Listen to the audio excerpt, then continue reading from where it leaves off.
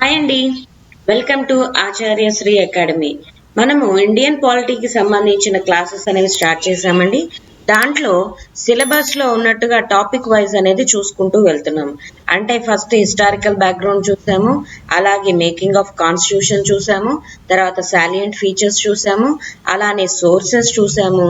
Next schedules కూడా చూసామండి. Present ఇవాళ టాపిక్ వచ్చేటప్పటికి పార్ట్స్ ఆఫ్ ఇండియన్ కాన్స్టిట్యూషన్. అంటే మనం చెప్పుకున్నాం కదండి, కాన్స్టిట్యూషన్ రాసినప్పుడు 395 ఆర్టికల్స్, 8 షెడ్యూల్స్ అండ్ 22 పార్ట్స్ అనేవి ఉన్నాయని చెప్పేసి అనుకున్నాం కదా. సో ఈ 25 పార్ట్స్ లోనే అంటే ఈ 22 పార్ట్స్ లోనే మనకి సబ్జెక్ట్ ఉంటుంది, అలాగే ఆర్టికల్స్ అనేవి డివైడేషన్ అనేది జరిగిందండి. సో ఈ పార్ట్స్ అనేవి చూద్దాం. First part 1, the union and its territory. Article 1 నుంచి 4 వరకు ఉంటాయండి. దాంట్లో అంటే స్టేట్ ఎలా ఉంటుంది, దాంట్లో ఉన్న యూనియన్ టెరిటరీస్ దాని గురించి దీంట్లో ఉంటుందండి. Part 2, citizenship.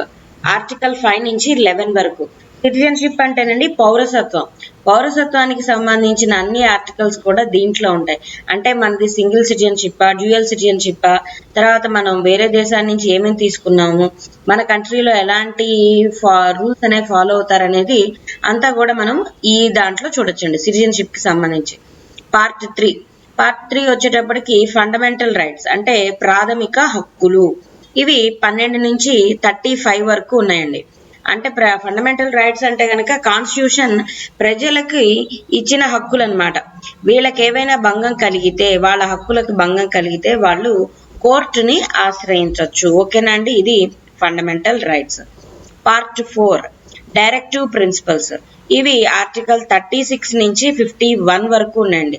డైరెక్టివ్ ప్రిన్సిపల్స్ అంటే కనుక స్టేట్ దగ్గర అంటే స్టేట్ గవర్నమెంట్ దగ్గర ఫండింగ్స్ ఉన్నాయనుకోండి, వాళ్ళ యొక్క పీపుల్ యొక్క వెల్ఫేర్ కోసం వీటిని యూటిలైజ్ చేయొచ్చు అనమాట అండి. ఇదంతా కూడా దేంట్లో ఉంటుందంటే కనుక డైరెక్టివ్ ప్రిన్సిపల్స్ లో ఉంటుంది. Part 4A, that is fundamental duties అంటే ప్రాథమిక విధులు.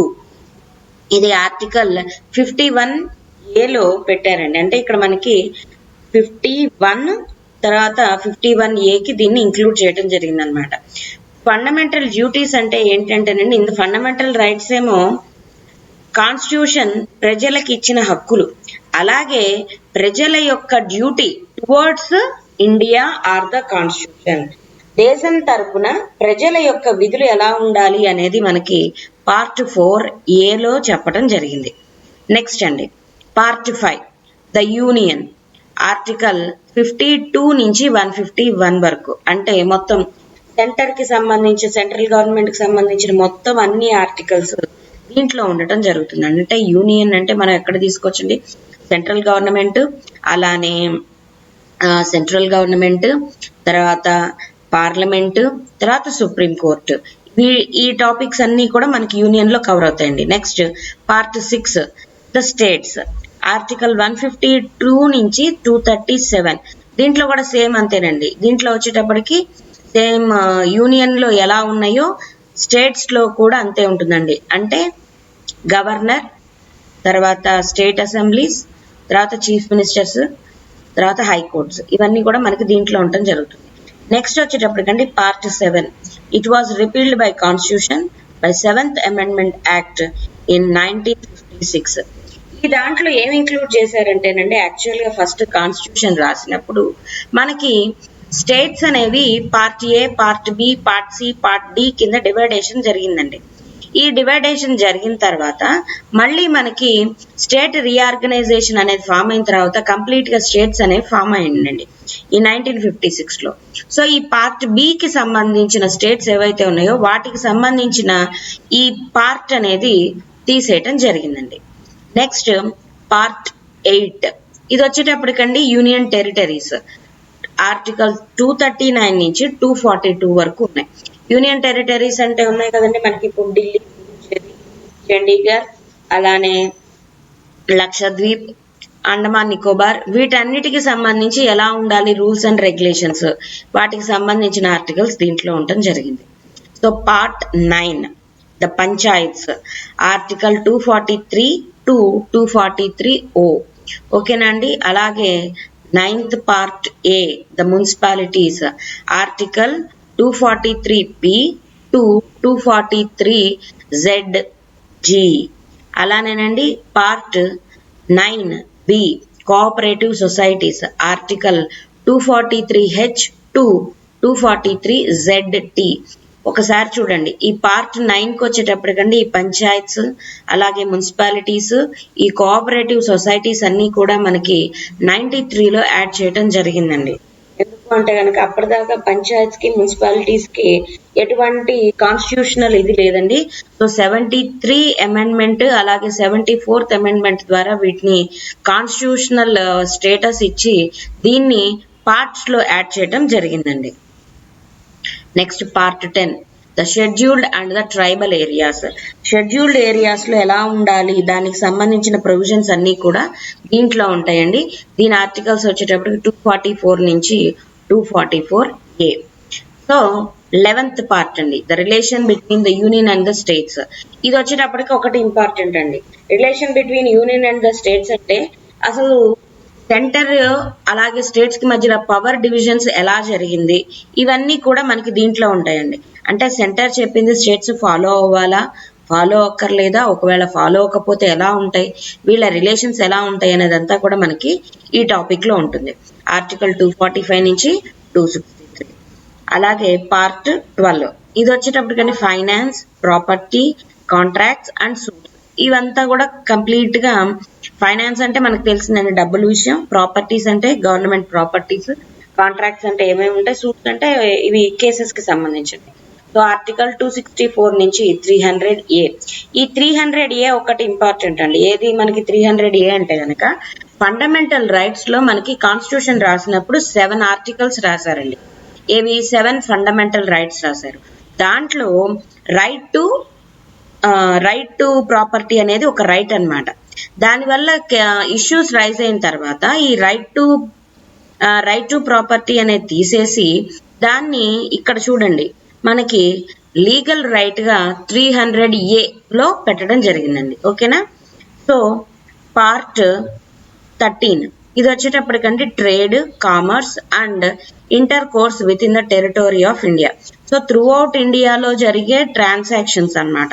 ట్రేడ్ కి కామర్స్ కి సంబంధించి ఎలా ఉంటుంది అనేది దీనికి సంబంధించింది. So article 301 to 307. Part 15 services under the union under the states. ఇది వచ్చేటప్పటికండి 308 టు 323. అంటే సర్వీసెస్ అంటే కనుక అన్ని తీసుకోవచ్చండి. అలాగే ఈ ఆర్టికల్స్ లోనే మనకి పబ్లిక్ కమిషన్ ఎగ్జామినేషన్స్ అనేవి వస్తాయండి. ఏది యూనియన్ UPSC ఇవన్నీ కూడా. అలాగే part 14A tribunals 323A and 323B. ఇవి వచ్చేటప్పుడు ట్రిబ్యునల్స్ అంటే ఏం లేదండి. సో విత్ ఇన్ స్టేట్ లో ఏదైనా ఇష్యూస్ రైజ్ అయినప్పుడు వాటిని కోర్టు ద్వారా కాకుండా ఇంకొకటి ఒక ఎక్స్ట్రా బాడీగా వేయటం జరుగుతుంది. ఏది ఈ ట్రిబ్యునల్స్ అనేవి. సో వాటికి సంబంధించిన ఆర్టికల్స్. పార్ట్ 15 ఇది వచ్చేటప్పటికి ఎలక్షన్స్ అండి. కంప్లీట్ గా ఎలక్షన్స్ బాడీ అనేది దీంట్లో ఉంటుంది. Article 324 to 320A.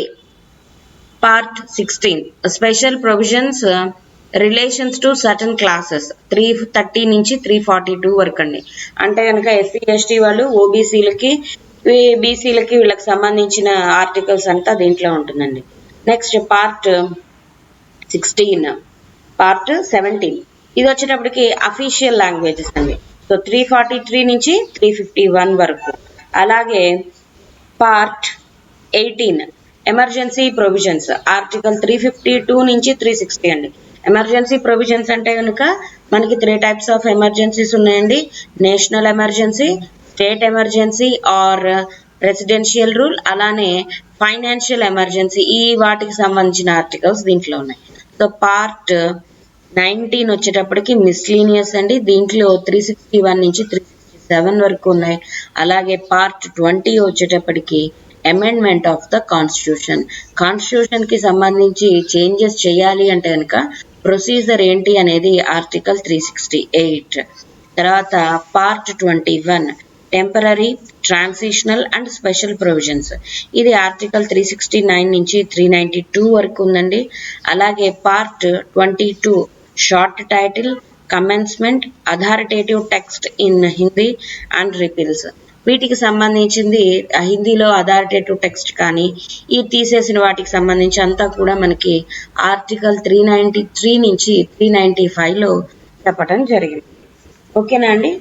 సో ఒక్కసారి చూడండి, దీంట్లో మనకి ఇంపార్టెంట్గా చెప్పుకునే టాపిక్స్ వచ్చేటప్పటికి part 1, part 2, part 3, part 4, part 5 వీటికి సంబంధించిన టోటల్ మనము ఇవి చూస్తామండి. ఇది అన్ని ఆర్టికల్స్ నేర్చుకోవాల్సిందే.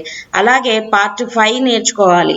పార్ట్ 6లో కూడా ఆల్మోస్ట్ ఈక్వల్ గానే ఉంటాయండి. ఈ రెండు నేర్చుకోవాలి. తర్వాత మళ్ళీ మనము 9th దండి పంచాయత్స్, మున్సిపాలిటీస్, కోఆపరేటివ్ సొసైటీస్ ఈ రెండు నేర్చుకోవాలి.